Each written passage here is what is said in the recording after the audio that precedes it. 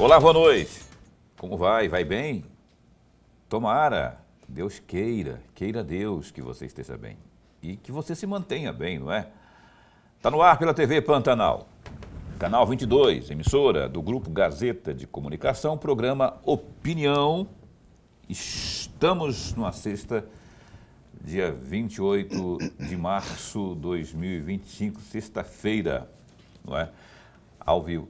E como eu sempre friso, nós estamos durante o mês de março inteiro entrevistando somente mulheres, em homenagem, obviamente, à mulher, né, à figura da mulher e a capacidade, poder que ela tem em tudo, de tomar decisão, etc. E fora todo, enfim, a presença em si já nos deixa felizes aqui. E quando a gente traz aqui com as atribuições que cada uma delas desenvolve, ainda mais quando é de forma coletiva, né, em benefício da coletividade, aí que a gente fica mais feliz ainda.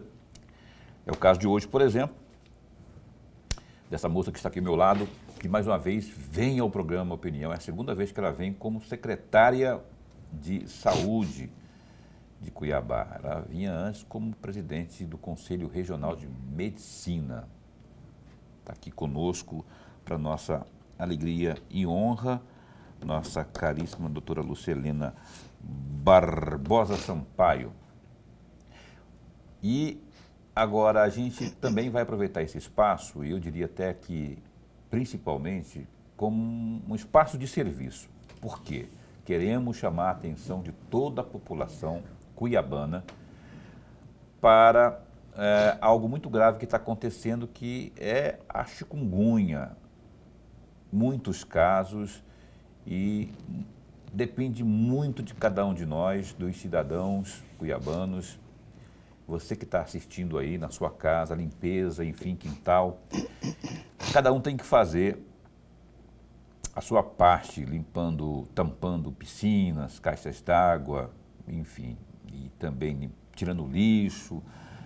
Tem uma série de dicas que a gente, inclusive, vai reforçar com a doutora Lucelena, que está aqui conosco, secretária de Saúde, não é? E falar de outras questões ligadas à saúde também na esfera municipal aqui da capital de Mato Grosso.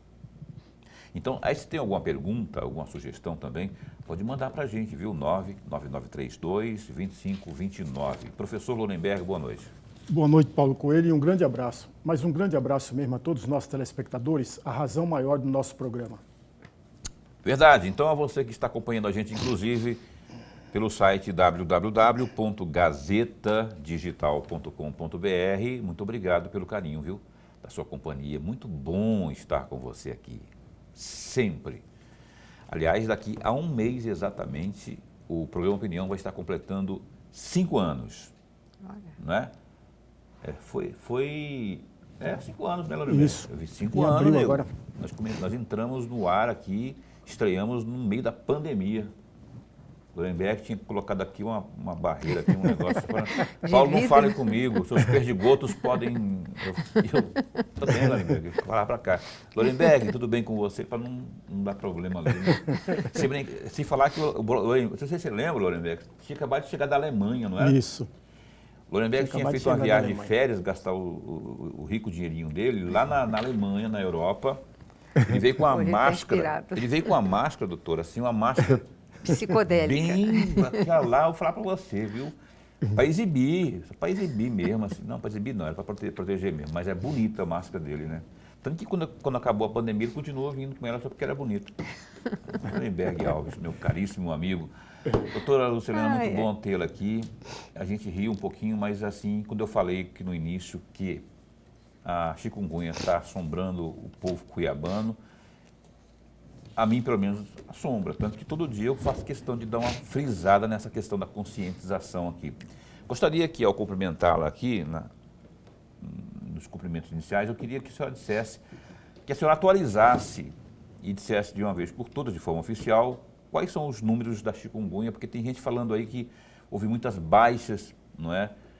Muitos óbitos, e eu sei que houve, mas eu não sei quantos exatamente. Então, eu queria que a senhora atualizasse. E providências da parte da prefeitura, da sua secretaria, para a gente vencer esse monstro aí que é a chikungunya.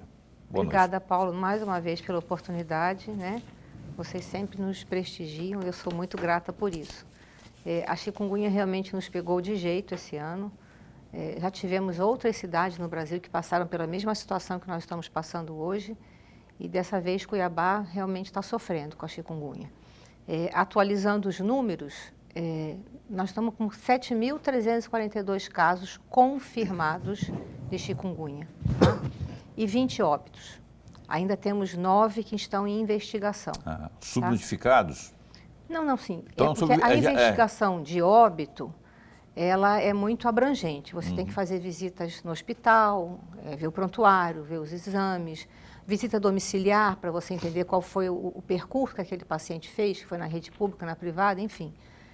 A gente tenta entender o óbito daquele paciente para que aquele óbito traga algum benefício para a gente em termos de ações que possam ser corrigidas dentro daquela visão que a gente teve daquele estudo daquele óbito. Então, a investigação às vezes demora um pouco. Então, temos 20 óbitos confirmados e 9 que estão ainda em investigação. Essa informação ela é atualizada semanalmente. Nós temos um comitê de orientação especial que se reúne toda semana, toda quinta-feira, e sempre na quarta-feira a gente atualiza o boletim. Então, esses dados que eu estou trazendo agora são do boletim que foi emitido na quarta-feira. Quarta-feira é o dia, então, de atualização. Isso, atualização. Toda quarta a gente tem atualização. Que ações que nós temos tomado? São várias, né?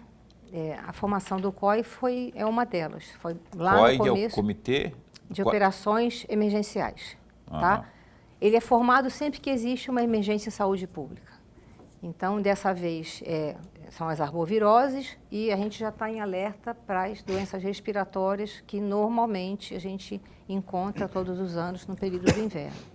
Mas, no momento, são as arboviroses que estão sendo monitoradas e a gente sempre faz essa análise dos óbitos. Nessa quarta-feira agora, todos os 20 óbitos foram passados como se fosse um quadro clínico, né? Um caso clínico. E a gente identifica que, infelizmente, as pessoas ainda não estão, acredito eu, que devidamente sensibilizadas pelo que é essa doença, a chikungunya, né? Nós tivemos um número razoável de pessoas que nem sequer procuraram atendimento médico e morreram em domicílio. Meu Deus. Complicado isso, né? Então, assim, eu entendo assim, é uma doença pequena. Não é. Existe uma população já reconhecida como de risco maior, que são os idosos. Não deve ser ignorado, então? De forma alguma, tá?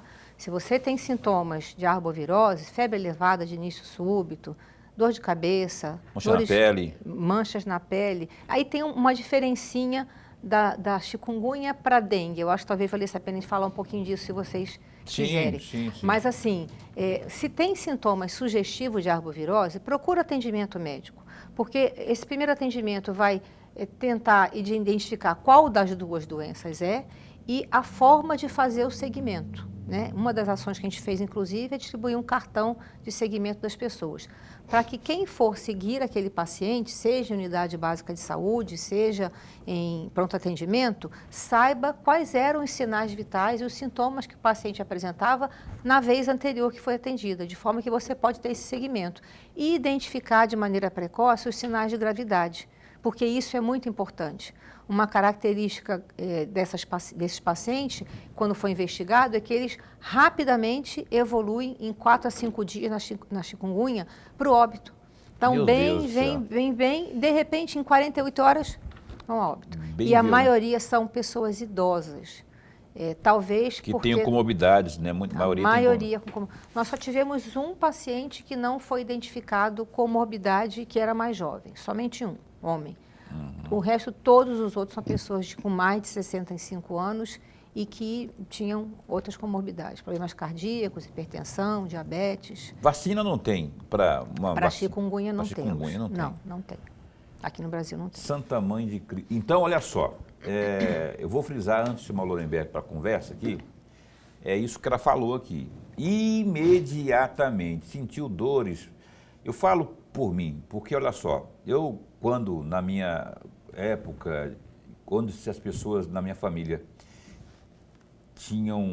contraíam dengue, elas, tão comum que era a dengue, que se usava Tilenol, paracetamol que fala? Isso, paracetamol. Paracetamol, que era o remédio mais indicado. Ia, pelas vezes que a gente ia no postinho, no médico e tal, era isso. Só que agora, como está vindo mais forte, e não é mais dengue somente, é a chikungunya. E tem gente que eu sei que usa o mesmo paracetamol quando é a chikungunya, quando está com chikungunya. Ele não sabe que tem chikungunya, contraiu chikungunya, mas aí ele acha que é dengue e toma, se automedica, né? Ainda que fosse dengue, já não estaria certo. Então, o paracetamol, assim como a dipirona, estão indicados em ambas as doenças. O que a gente recomenda não usar é os anti-inflamatórios, que também são usados como analgésico antitérmico, tipo ibuprofeno, cetoprofeno, esses assim, a gente não tem indicação de usar. Principalmente por causa da dengue, porque ela pode piorar eventual quadro de doença hemorrágica provocada pela dengue. Então, o anti-inflamatório não usar de jeito nenhum. É óbvio que num estágio mais avançado da chikungunya, depois que passa essa fase aguda, você pode ter necessidade de lançar mão de anti-inflamatórios. Mas aí é com orientação médica, analisando caso a caso, avaliando os exames laboratoriais, todo o quadro clínico do paciente para fazer a melhor escolha terapêutica. Em toda e qualquer situação, orientação médica, não é via de regra, porque senão não vai ficar uma coisa assim, eu acho, daqui a pouco você bebe um remédio que não é aquele, pode dar isso, hemorragia, e aí você pode causar um outro problema aí, até talvez mais grave. Paulo, mas aí as unidades de saúde estão muito cheias. Esse é outro assunto que já a gente vai abordar com ela aqui, no ponto de vista das providências da Prefeitura, da Secretaria de Saúde. Professor Lorenberg. Secretária, antes de mais nada, registrar a nossa alegria, mas a alegria mesmo de tê-la aqui no nosso bate-papo. Nós somos privilegiados em tê-la sempre que precisamos.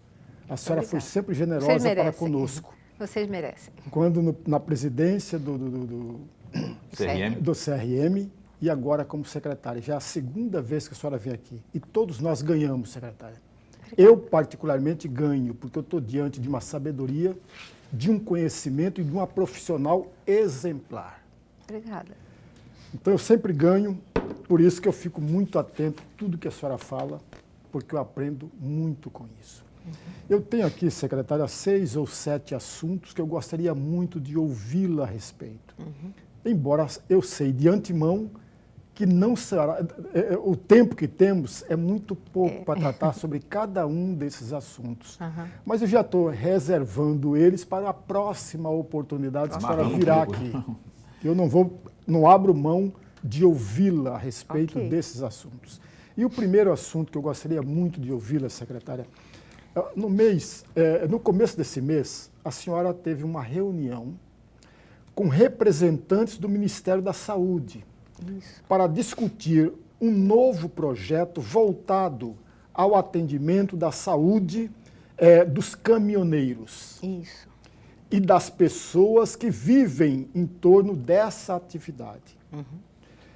Há uma previsão, e aí a senhora vai me corrigindo sempre se eu estiver equivocado, há uma previsão para esse semestre agora ser implantado tudo isso. E aí eu pergunto à senhora, o que a senhora pode nos adiantar a respeito desta conversa, desse novo projeto e dessa nova atividade? É projeto ainda, né? Ele não está em curso ainda. O Ministério da Saúde nos procurou, preocupada com a situação das pessoas que vivem em trânsito, né? Não só os caminhoneiros, mas também tem mulheres, pessoas ciganas, enfim, uma série de situações onde as pessoas vivem na estrada. E não tem um local para atendimento adequado. Então, a ideia é você criar um centro de saúde, uma unidade de saúde, num local onde esse trânsito aconteça, aqui em Cuiabá, de forma que esse caminhoneiro ou essa pessoa que está na estrada possa ali chegar e fazer o atendimento que ele precisar, seja uma vacina, seja um atendimento médico, seja um atendimento de enfermagem, vai estar disponível num ponto ali próximo do Trevo do Lagarto, que é um lugar de bastante trânsito, onde esse atendimento vai acontecer. A gente não definiu ainda se vai ser uma unidade móvel, tá? Que é uma possibilidade, então estaríamos em 2 espaços talvez, ou se a gente vai tentar localizar um imóvel naquela região que possa ser utilizado como uma unidade de saúde. A ideia é essa. Então, que já está bem adiantado esse projeto. Já. A ideia é a gente ser assim, um ponto de referência, né?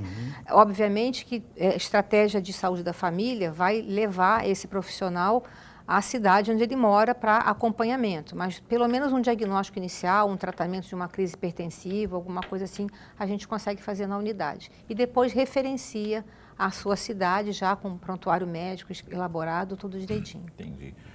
Está falando comigo aí, Boca? Eu não estou escutando. Se estiver falando comigo aqui, eu não estou ouvindo, viu? Só porque eu estou ouvindo umas interferências aqui, parece que... Ah, bom. Aqueles antigos rádios da Polícia Militar, né, que tinham um monte de interferência. O Boca fica falando comigo lá, não escuto nada. Doutora, essa questão, eu mandei falar doutora porque ela é pediatra, não é? Mas, secretária, essa questão dos caminhoneiros, além desse lá no Trevo do Lagarto, tem também lá na saída, ali do Distrito Industrial, naquele posto famoso ali, que tem um fluxo muito grande de caminhoneiros que param ali e na entrada para o industriário ali, não sei o nome, um postão ali, que tem um grande posto de gasolina, de combustível. Vai ser só lá no Trevo do Lagarto ou vocês vão ter outros postos também? Provavelmente serão 2 postos. 2, né? Por causa do fluxo. E ele está em forma de projeto ainda, é só prever que será startado na prática mesmo quando? Esse formato ele é pré-definido pelo Ministério, então a gente não tem muito o que inventar, não. É como se fosse um posto de saúde pequeno, né? Qual que é a preocupação? Foi identificado que existe um grande número de caminhoneiros que têm doença hipertensiva, diabetes, fazem uso de substâncias para se manterem acordados. Isso pode afetar a segurança tanto deles como das outras pessoas que estão na estrada. Então, seria um local onde você poderia fazer essa avaliação com um pouco mais de mais facilidade do que ter que entrar dentro da cidade para receber esse atendimento. Então, o objetivo é basicamente esse, é fazer prevenção mesmo. Ok, eu quero voltar, o Lorenberg saiu do tema, eu quero voltar para o tema, eu falei que eu vou enfatizar muito, né, essa questão aí da chikungunya, enfim, eu quero... A Prefeitura, a Secretaria Municipal de Saúde, que providências mais estão... Parece que tem um mutirão para amanhã, que você falou aí alguma coisa. Enfim, o que nós temos aí no raio de ação, de mobilização da sua e das demais secretarias nesse contexto aí? Então, são diversas ações. Eu comecei a falar e a gente acabou interrompendo. Tem ações de prevenção no sentido de tentar reduzir os focos do mosquito, tá? Isso é que a gente faz nos mutirões.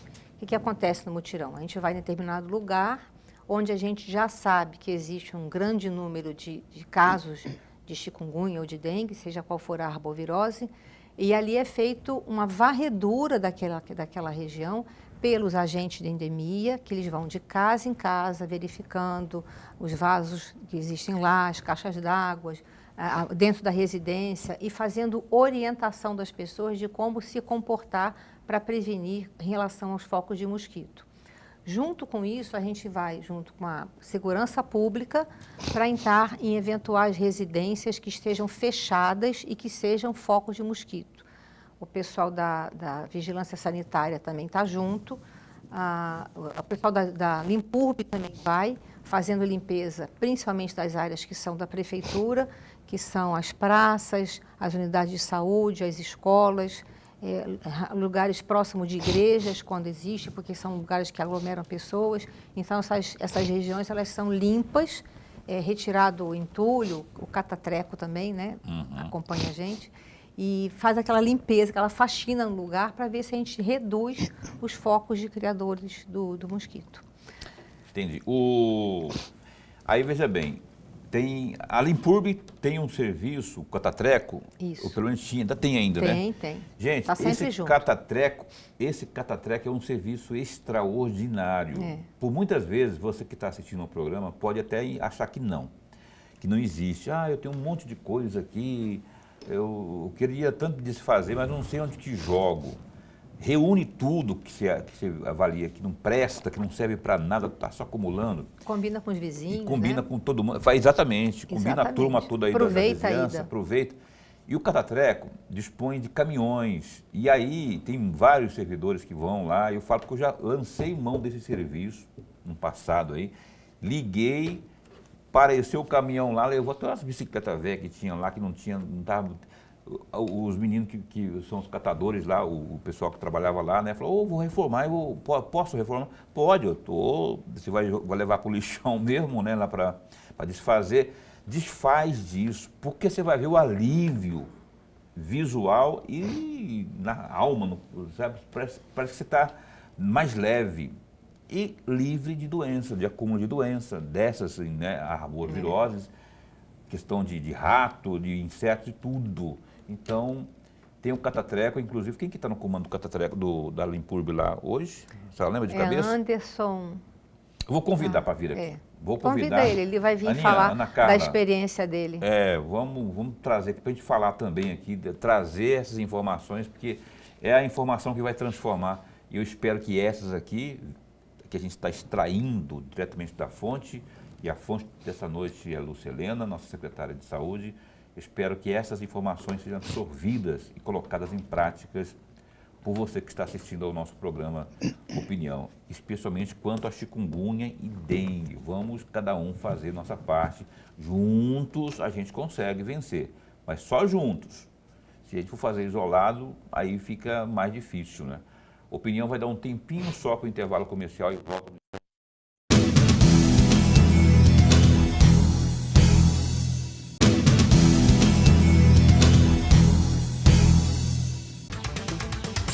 Estou olhando aqui no nosso Zap, tem um grupo aqui do programa Opinião, que está a Heloísa. A Heloísa está sempre assistindo a gente aqui, ela mandou aqui um oi, dizendo que está realmente feia, que lá perto da casa dela tem muita gente que está com chikungunya, está rezando para não chegar lá na residência dela lá.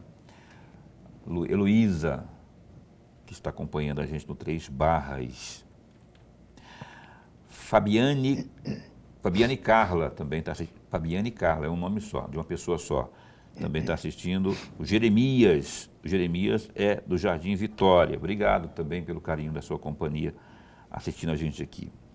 E tem a Edileuza, que é do Pedra 90, onde vai estar amanhã, sábado, vai estar um mutirão da prefeitura para fazer limpeza. Colabore, você ajude, colabore, permita, receba bem aí esse pessoal, os servidores esse pessoal que vai estar aí nessa seara, nessa missão de vencer essa maldita doença que é a chikungunya. O GD é o Gazeta Digital, www.gazetadigital.com.br. Então, né, vamos lá para a Câmara Municipal de Cuiabá. Perceba, após tamanha repercussão negativa e desgastes, a presidente da Câmara de Cuiabá, a vereadora Paula Calil, do PL, decidiu engavetar a moção de apoio ao PL do estupro, entre aspas, né, que prevê a prisão para mulheres que realizarem aborto após 22 semanas de gestação, mesmo em casos de estupro. O texto que tramita no Legislativo Nacional é contestado por estabelecer pena maior às grávidas que interromperem a gravidez do que a prevista aos estupradores. Além da moção de apoio ao chamado PL do estupro, a presidente da Câmara também manifestou incentivo ao projeto de decreto legislativo PDL da Câmara dos Deputados, que busca derrubar a resolução aprovada em dezembro pelo Conselho Nacional dos Direitos da Criança e Adolescente, CONANDA, a qual estabelece diretrizes para o aborto legal em crianças e adolescentes. Conforme consulta ao site da Câmara de Vereadores, ambos os textos estão com andamento arquivado a pedido do autor. O PDL, por exemplo, foi encaminhado ao arquivo no dia 27, ou seja, na quinta-feira, também conhecida como ontem. Dá um clique aí, ó, tem mais informações sobre isso e outras notícias mais no GD, que é o www.gazetadigital.com.br. Quando a Luciana esteve aqui como ainda presidente do Conselho, já perguntei uma ou duas vezes sobre isso. Eu não vou perguntar agora, a menos que só queira falar sobre o assunto. Mas eu fico vendo a situação assim, as pessoas que fazem o limite mas é um caso de saúde pública, enfim, é uma polêmica tão efervescente que se eu falar isso aqui, eu vou ofuscar o principal assunto desta noite, que na minha avaliação é essa orientação aqui de combate à chikungunya e à dengue, não é? Lorenberg, por favor, queria que você abrisse o bloco de perguntas aqui à nossa entrevistada, por favor. Secretária, um segundo assunto que eu gostaria muito de ouvir, porque trata de um assunto que a senhora conhece bastante, é o Prêmio de Saúde de Cuiabá, ou dos médicos, né? Porque esse prêmio foi criado exatamente para estimular o profissional. Basicamente, é isso que é o Prêmio Saúde.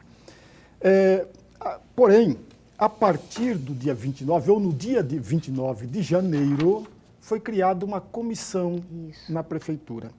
E essa comissão especial, conjunta, para realizar estudos, e essa mesma comissão tem 30 dias para apresentar o estudo, uma análise, uma avaliação para a revisão do prêmio, ou melhor dizendo, da legislação do Prêmio de Saúde, uma legislação que é uma lei complementar 505 de dezembro de 2021. E aí vem a minha pergunta, secretária. Qual é o erro que se tem na legislação que obriga, o que leva a prefeitura, que leva o executivo a defender uma revisão da legislação? Qual é a motivação que se tem para fazer essa revisão? Então, o prêmio, como você bem disse, foi criado para estimular o trabalhador, né? Só que ele acabou ganhando ares de remuneração comum, né? Não existe mais os critérios que nortearam a criação desse prêmio. Então, o prefeito entendeu que ele deveria voltar a ser pago mediante critérios mais, assim, rigorosos, né? E que fosse mais equitativo entre os funcionários. Tem uma diferença grande entre um profissional que está na ponta, na atenção básica, e o profissional que está na emergência, na UPA, ou mesmo na administração central. Então, existiam diferenças muito grandes. Ele pediu que isso fosse estudado, uma forma de torná-lo mais equilibrado, essas diferenças. E a segunda coisa, ele queria um pouco mais de rigor, porque ele percebeu que, às vezes, critérios que até estão lá na avaliação do prêmio não eram muito valorizados. A questão da frequência, a questão da produtividade, a questão do engajamento no serviço, aquela pessoa que veste a camisa, isso aí não estava de forma muito bem definida. Então, ele pediu que isso fosse revisto. E é isso que a comissão está fazendo, né?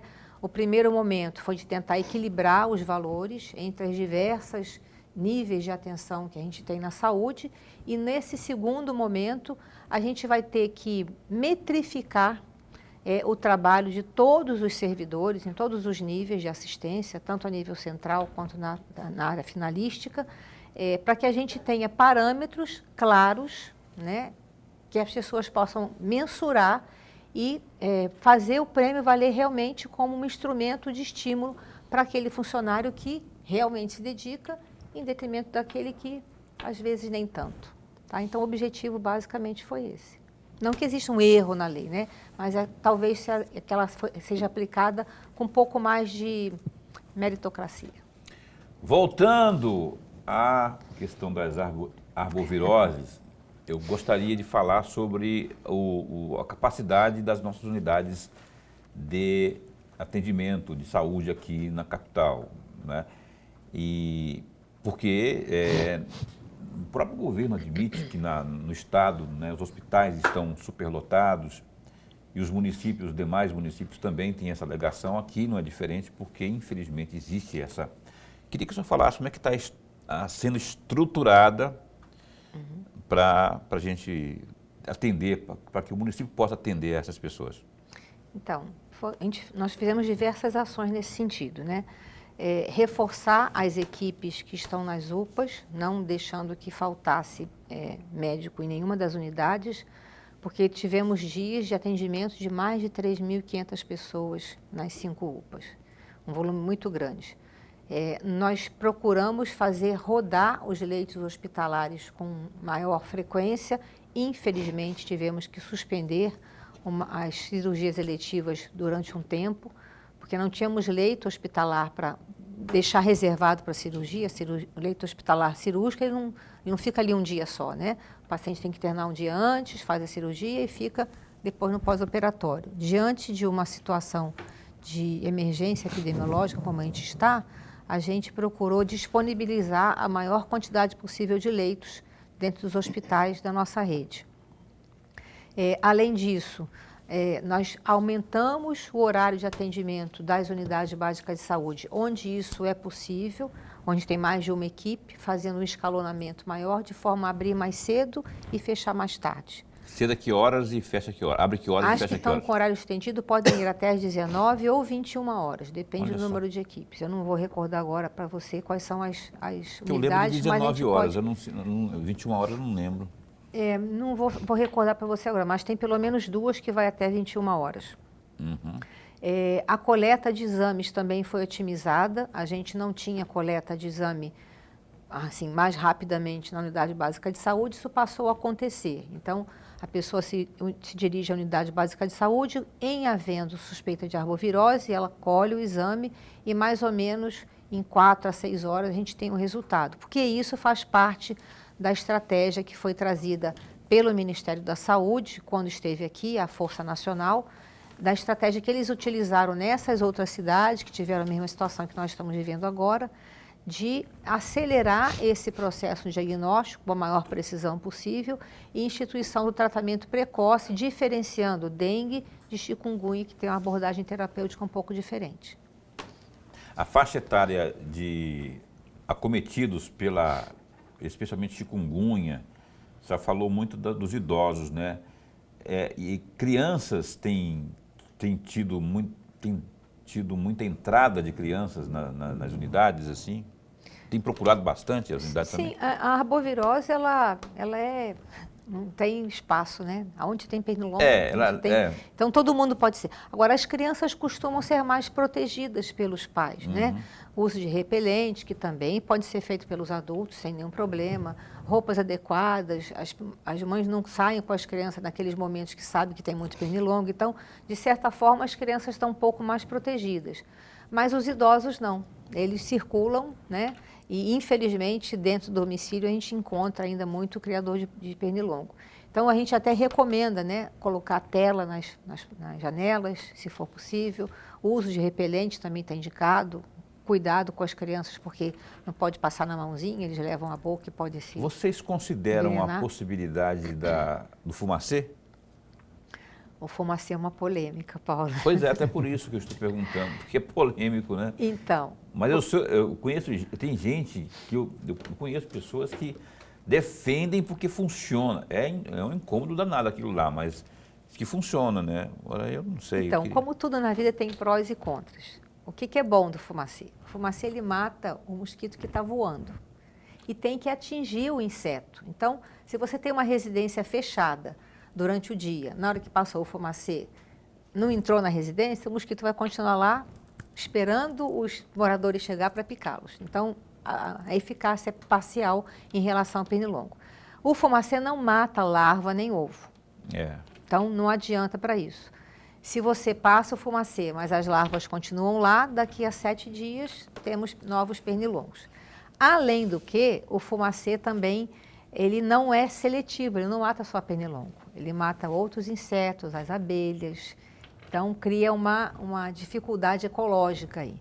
Então, a gente reserva isso para a última coisa a ser feita. E não adianta passar fumacê se você não tratar os criadouros de mosquito. Os criadouros. Porque o fumacê não entra lá na água, né? E esse é o tipo de, aspas, aborto que eu defendo, porque esse pode matar antes de nascer. Não, eu não quero polemizar não, mas esse é o tipo de, tem que matar ali antes de nascer, porque se depois que, né, aí picou alguém já pode trazer grandes problemas. Professor Lorenberg. Secretária, a senhora falou na resposta anterior a essa última sobre as unidades de saúde. O Paulo também fez pergunta a respeito das unidades de saúde. Se não me falha a memória, recentemente a senhora teve em uma comissão na Câmara de Vereadores e dos trechos da fala da senhora foi exatamente defendendo o fim das policlínicas. E está exatamente o foco da minha questão. Se não foi isso, bem isso que a senhora falou, a senhora me corrija sempre. Sim. Porque foi isso que eu entendi. Mas eu sou leigo, então a senhora há de me perdoar por isso. Então é o fim das policlínicas. E aí eu pergunto, de fato, a senhora defende o fim das policlínicas ou não? E uma vez acabar com as policlínicas, o que serão feitos das policlínicas ainda existentes? Se ela realmente defende. Né? Se ela realmente defende. Agora? É agora. Então. 3 minutos de O modelo de policlínica foi um modelo utilizado no Sistema Único de Saúde há cerca de 30 anos atrás, inicialmente. Eu, inclusive, inaugurei a Policlínica do Cochipó.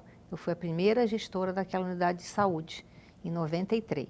Estava grávida, então foi muito marcante. Mas hoje a policlínica não tem mais a mesma cara que tinha naquela época. Naquela época a gente tinha um pronto atendimento, a gente tinha ginecologista, obstetra, ortopedista, cirurgião, clínico, pediatra. Era uma clínica multidisciplinar que atendia urgências. Tínhamos raio-x, sutura. Esse modelo foi substituído pela UPA. Tá? Então a policlínica que existe hoje, temos uma ainda no Pedra 90, que funciona nesse modelo de pronto atendimento, mas não com essas especialidades todas, tá? Mas a policlínica não é mais custeada pelo SUS. Esse modelo de assistência não existe mais, existe UPA, policlínica não tem.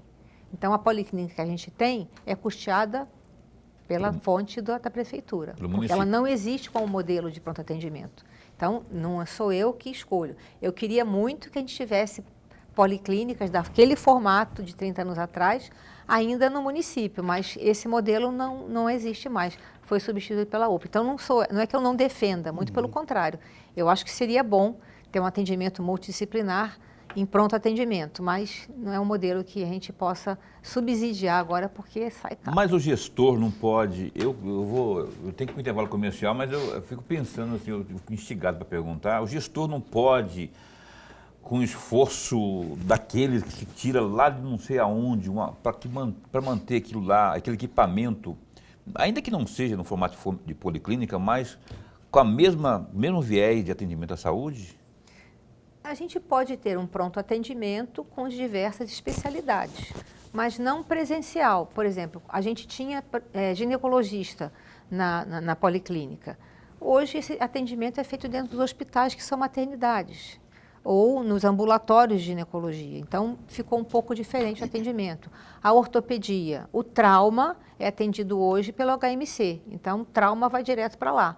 O atendimento ambulatorial de ortopedia, né, o segmento da cirurgia e outros problemas ortopédicos que não são traumáticos, tem um ambulatório de ortopedia. Então, mudou um pouquinho a configuração, mas as especialidades elas estão cobertas em outras áreas.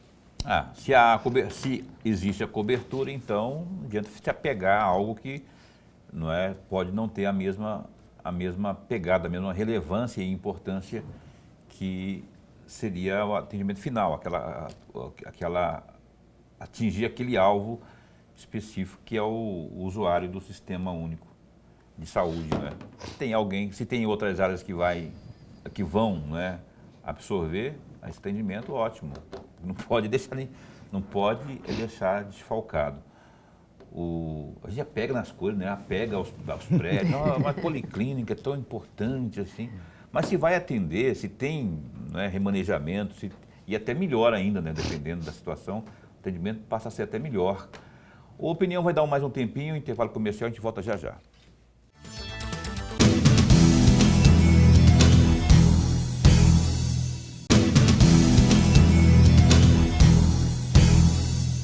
Eis que estamos de volta, hoje entrevistando aqui Lúcia Helena Barbosa, que está com a gente. Vou falar o nome dela completo, porque de repente eu vou deixar de fora aqui Só esqueceu o Sampaio.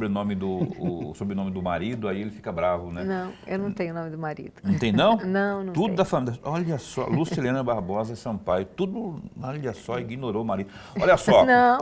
Não foi isso, de não. forma alguma. Eu sei que não, eu estou só zoando mesmo.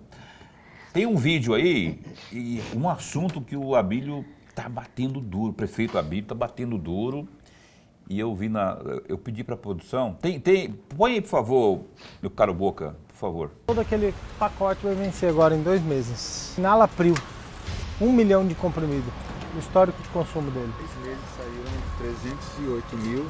308.880. A corrupção é um grande problema na compra de medicamentos, mas a má gestão também. A Prefeitura de Cuiabá, na gestão anterior, comprou mais do que usa todos os meses. E sabe o que me dá raiva? Tem 1 milhão de comprimido de Enalapril que vai vencer em 2 meses, mais do que consome nas unidades, e falta de pirona, porque comprou errado. É isso que me incomoda. Em 3 meses, dispensou 300 mil unidades, uma média de 100 mil unidades por mês. Mas ainda tem 1 milhão de comprimidos e 2 meses para esses comprimidos vencer. 2023 isso aqui foi comprado e agora está se perdendo 1 milhão de comprimidos por causa da má gestão desse local. Não houve um planejamento para atender a demanda. E agora, por mais que a gente está correndo para distribuir, por mais que a gente está tentando fazer permuta, a gente ainda não conseguiu distribuir todos os comprimidos para que eles não vencessem. Manda para cada unidade de saúde uma lista de medicamentos disponíveis aqui. Quero que tenhamos um planejamento eficiente na dispensação desses medicamentos. E se eu souber que a gente continua perdendo medicamento aqui por falta de planejamento da dispensação, aí o pau vai quebrar. Sério, e esse recado aí, eu acho que ela só estava ali perto dessa gravação ali, porque ele falou assim, eu quero, manda não sei para onde, não sei o quê. Eu acho que está falando para alguém da saúde. Para as unidades. Mas, doutora, secretária, como distribuir 1 milhão de comprimidos aí em pouco tempo, né? Tem processo de permuta ou com outros municípios, com outras secretarias? E junto com essa pergunta, ele está criticando a falta de planejamento da gestão passada. De que forma está havendo planejamento nessa gestão, na compra de medicamentos? Então, essa questão da medicação foi uma das coisas que mais me preocuparam no período de transição. Porque já naquela época, eu fui até o CDMIC, que é onde faz a armazenagem dos medicamentos da rede pública, e identifiquei que o programa que gerencia a aquisição e distribuição dos medicamentos era ineficaz. O programa que tem de armazenagem não conversa com o programa que está nos hospitais, que não conversa com o programa que está nas UPAs, que não conversa com a unidade básica. Então, é tudo muito mecânico ainda, não é digital, esse rastreamento do medicamento. Isso acontece porque você não tem essa má gestão, porque você não tem um controle verdadeiro daquilo que está sendo dispensado na ponta. Então, eu compro o Enalapril, né, como ele deu o exemplo aqui. Enalapril é um medicamento, a medicação para que tipo de... Pressão. Para pressão. Isso. Então, eu tenho que saber se o seu João, que está lá na ponta, que faz uso regular do Enalapril, recebeu o medicamento na quantidade que ele precisa e da forma como ele precisa ser medicado. Se eu tenho essa informação, que o seu João realmente recebeu e quantas pessoas receberam, eu tenho como planejar aqui. Mas se eu não sei o quanto saiu lá, aí eu não tenho como planejar. E essa informação, ela é truncada, ela não acontece de forma adequada. A mesma coisa para todos os medicamentos. Quando você fala de fornecimento para o hospital, quando você fala de fornecimento para as unidades de pronto atendimento, para as UPAs, a mesma forma, esse rastreamento não acontece de forma adequada. O que a gente está tentando fazer é criar um sistema que seja único, onde você possa bipar o código de barra desse medicamento e ter a saída dele automática lá na ponta. Aí o meu estoque vai estar sempre atualizado. E eu sei exatamente qual o consumo mensal, semanal, de cada medicamento que é dispensado. Esse planejamento está sendo colocado em prática já? Sim, a gente tem um programa que venceu a licitação no final do ano passado, a gestão passada. Não sei se será o programa mais adequado para fazer isso, mas ele está sendo trabalhado por pessoas especialistas em TI para que possa fornecer esse tipo de produto que a gente precisa. Assim como o prontuário eletrônico, o agendamento no celular das pessoas, a regulação, tudo isso vai ser colocado dentro desse sistema de forma que a gente consiga administrar a saúde de uma maneira mais célere, mais rápida. Ok. Absurdo, né? Dinheiro jogado fora, porque se não conseguir fazer que essas pessoas usem, né? E aí como é que vai fazer? Dinheiro jogado no lixo. Dinheiro jogado no lixo. E o Abílio não tem razão de ficar bravo desse jeito aí, né? Tô com raiva mesmo, nunca vi. E daqui a pouquinho o Abílio vai ter que tomar enalapril também, porque para controlar essa pressão sua, tá muito bravo aí, viu? Não era para menos também. Tem mais alguma coisa aí de ilustração? Não, né, Boca? Só me fala no ponto aqui para eu...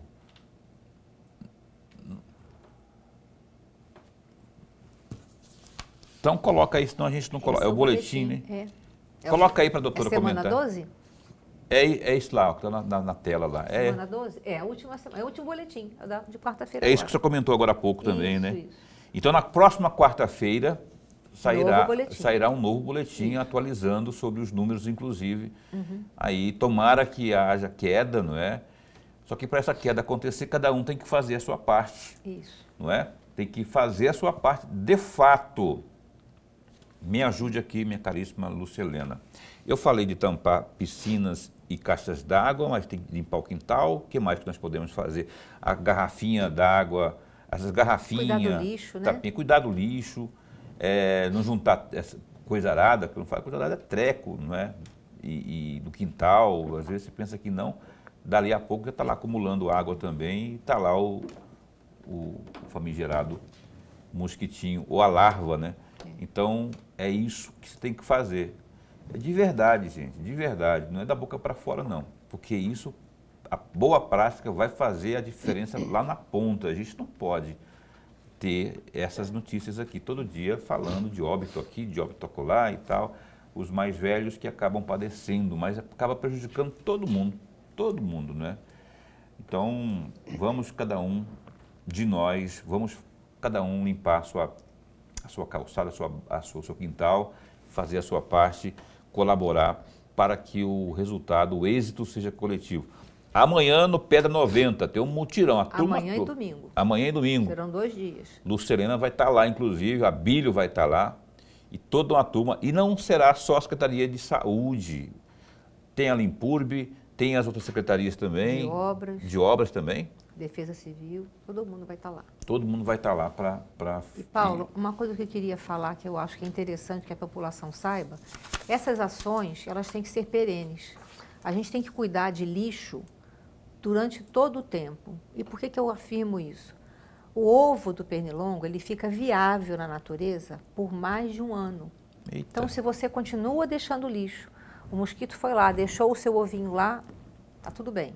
Começou a chover novamente ano que vem, estamos de novo com uma epidemia de arbovirose.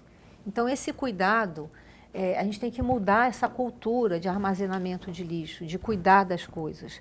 A gente não pode ficar atirando coisas para fora da janela do carro, porque ela fica ali na sarjeta e acaba entupindo as bocas de lobo, e aí você tem todo um acúmulo de lixo nos rios e você vem novamente com esse problema que a gente enfrenta todo ano na época das chuvas. Verdade. E outra dica também, que eu estou falando como se eu fosse médico, mas não é que eu seja médico, todo dia a gente fala sobre isso, a gente acaba se familiarizando com as informações. Teve algum tipo de sintoma, febre alta, dor no corpo, o que você vai fazer? Unidade de saúde a mais próxima e imediatamente, sem automedicação. Vai lá, porque aquilo que você eventualmente esteja subestimando pode ser alguma coisa grave. E aí você sabe, né? Pode ser uma coisa grave, sendo grave, pode dar tudo. Inclusive, você sabe o que eu estou falando, né? E eu não gostaria de estar noticiando aqui elevação do quadro de óbitos e números de casos, e mais casos, e mais casos. Ok? Nosso recado do programa Opinião para você também. Aproveitar que a secretária está aqui, que o Abílio está bravo também ali, né, no vídeo. Enfim, Nuremberg. Secretária, eu tinha outros assuntos aqui, mas o nosso programa já está caminhando para o final. E aí a minha pergunta, que provavelmente, secretária, é a mesma pergunta que muitos dos nossos telespectadores estariam fazendo. A senhora, como secretária e como conhecedora da área da saúde, qual é a área de Cuiabá, a região de Cuiabá, os bairros que se juntam, que tem mais incidência de chikungunya e de dengue? Então, a distribuição é na cidade inteira. A gente não consegue falar isso com precisão, porque o número de notificações é tão elevado que a gente hoje tem um número que está, com toda certeza, subnotificado. Sem contar as pessoas que não procuram atendimento médico e a gente não fica sabendo. A gente vê, na verdade, que a distribuição é pela cidade inteira. Então, a gente vai ter que fazer essas ações, que a gente chama de mutirão, em toda a cidade. Nós estávamos fazendo, segundo um cronograma que foi delimitado pela Força Nacional quando esteve aqui, mas entendemos que nesse final de semana a gente vai centrar as forças no Pedra 90, porque é uma região de uma área geográfica muito extensa, com uma densidade populacional também muito extensa, e a gente tem que tentar frear, né, por áreas. Então, vamos começar pelo Pedra 90, mas essas ações continuam sendo feitas durante a semana e outros bairros também populosos da região norte deverão ser contemplados no próximo final de semana. E assim a gente segue tentando eliminar o mosquito. No Pedra 90 não significa necessariamente que a região do Pedra 90 tem maior incidência que as outras regiões. É isso que eu entendi? Nesse momento, para esse momento, sim. Mas eu não posso te falar, é só o Pedra 90? Não, pode ser que no Araés também esteja com bastante quantidade. Por quê? As notificações, a gente não consegue inserir no sistema para fazer essas curvas que foram mostradas aí, na celeridade que a gente gostaria. Então, é possível que na próxima semana a gente tenha uma mudança nesse quadro em função de colocar as notificações no sistema. Olha, muitas pessoas mandaram aqui no meu zap aqui, pedindo alô e tal. Obrigado a vocês. Se eu for parar para falar aqui, obrigado, de verdade, no geral, aí depois que eu tiver mais um tempinho aqui eu falo, porque eu quero aproveitar aqui essa moça que está aqui do meu lado, que é a secretária de saúde, porque o assunto é muito grave e muito importante. Nesses 3 últimos minutos aqui, sobre o decreto de emergência, que foi adiado, prorrogado, na verdade. Como é que está a questão da garantia de medicamentos? Já falou alguma coisa aqui já? Comentasse também aí um pouco sobre a contratação temporária de profissionais, em que pé está isso, não é? E, enfim, outros tópicos aí desse decreto que está sendo prorrogado. A dengue nós falamos também já aqui, enfim. Dá só uma pincelada para a gente encerrar o programa. Quer que eu faça as contratações? Eu quero, gostaria muito, então, de forma sintetizada. Nós temos que continuar fazendo contratação de médico, porque alguns contratos eles foram extintos em função de não poder mais ser renovado da forma como foi contratado, né? Você tem um prazo de validade desse contrato, renova e depois você não pode renovar de novo. Então, foi aberto um processo seletivo simplificado, foi dado prazo para essas pessoas apresentarem seus documentos, mas não só médicos, né? Enfermeiros, temos do último concurso, agentes de endemias, ACDs também, os técnicos de enfermagem também precisamos e vigilantes. Então, todas essas pessoas estão sendo contratadas e chamadas para serem colocadas tanto em unidade básica de saúde, quanto em UPAs e na Policlínica do Pedra 90 também. E o decreto, essa prorrogação aí, ela pode depois ter uma nova prorrogação? Ah, eu espero que não. Tomara que não, né? Eu espero que não. Espero que até lá a gente consiga debelar essa epidemia e a gente não tenha mais que passar por esse sofrimento todo. Doutora Dulcelena, secretária de Saúde, mais alguma coisa muito importante que a gente não abordou aqui? Em um minuto, eu queria que a senhora não deixasse alguma informação relevantíssima sem falar aqui agora, porque a gente quer aproveitar esse espaço. Ainda mais que chega no fim de semana, ela vai reforçar aqui que amanhã e depois de amanhã, lá no PEA 90 tem mutirão. Isso. Tem mais alguma coisa que você quer dizer? Na segunda-feira, nós vamos fazer uma grande ação também com 9 escolas, né, mobilizando os alunos, né, porque criança e adolescente podem ser grandes agentes multiplicadores de informação. Então, 9 escolas também serão abordadas na segunda-feira e depois outras também na cidade. Quero lembrar também que nós temos vacina contra a dengue. Eu sei que a população a ser imunizada é restrita, de 10 a 14 anos, e nós não podemos imunizar outras faixas etárias, porque é determinação do governo federal, mas as pessoas que estão nessa faixa etária precisam procurar a unidade de saúde e se vacinar. A nossa cobertura vacinal para dengue, mesmo nessa faixa etária restrita, está pequena, em torno de 25%. Então, eu peço aos adolescentes, 10 a 14 anos, e aos pais desses adolescentes, que os levem à unidade de saúde para receberem a vacina da dengue. Está tendo vacina, viu, gente? Informação é essa. Tem vacina aí na unidade de saúde mais próxima de você. Onde você sempre vacina a sua família. Obrigado por ter vindo. Esse espaço continua a postos para bem informar, viu? Eu que agradeço mais uma vez a oportunidade e volto sempre que me chamarem para mas informação. Primeiro que eu te admiro muito, né, como profissional da medicina e agora como secretária também. E mandar um beijo aqui, um abraço para a Radassa, Tenente Coronel Radassa, que é secretária da Mulher, está elogiando aqui, grande profissional, tem feito um trabalho gigante frente à Secretaria de Saúde. Obrigado, Radassa. Você também tem feito um trabalho que eu vejo você em palestras aí. Secretaria da Mulher. Na Secretaria da Mulher. Obrigado a nossa querida Radassa, mãe da gloriosa Sarinha. Lorenberg. Até segunda-feira. Quem que vem segunda-feira, Lorenberg, você sabe? É a coordenadora da Polícia Comunitária e Direitos Humanos da Polícia Militar de Mato Grosso, onde engloba a Maria da Penha, no estado, a gloriosa Ludmila, eu não sei falar o nome dela, Eikoff, Ludmila Eikoff, salvo engano, ela é tenente-coronel também. Estará conosco aqui falando da Patrulha Maria da Penha, ainda fechando essa programação especial que estamos tendo durante o mês de março em homenagem às mulheres. Bom fim de semana para você. Se lembra, PEA 90, tem mutirão aí nesse fim de semana, viu? Da Prefeitura de Cuiabá para acabar com a chikungunya. PEA 90 amanhã e domingo. Colabore, faça sua parte. Bom fim de semana, se cuida, fica bem, fica com Deus também.